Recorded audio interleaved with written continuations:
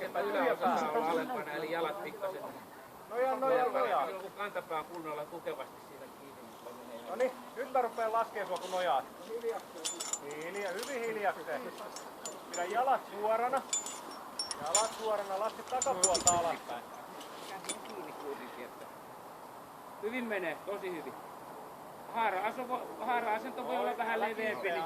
Sun pitää laskeutua enemmän istuma-asentoon. Mut jalat suorana. Nytkin näkyy hienosti, että sun varmistus on kokonaan sulla itsellä hienosti siellä housussa. Anna nyt vaan itse tulla istumaan takapuoli alaspäin. Mikään muu ei liiku tällä hetkellä. Jalat pysyy paikoilla. Jalat pysyy vielä paikoilla. Noniin. Vähän enemmän vielä, ettei liveä. Näyttää hyvältä. Jos on kiinnityksessä, niin sun saattaa livetä. Hyvin menee. Nojaa enemmän takaa. Nojaa vaan. Nojaa kunnolla. Silloin se lipeäminen tapahtuu, jos ei uskalla nojata riittävästi. Enemmän jalkapohjat kokonaan.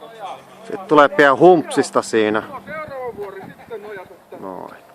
Hyvä.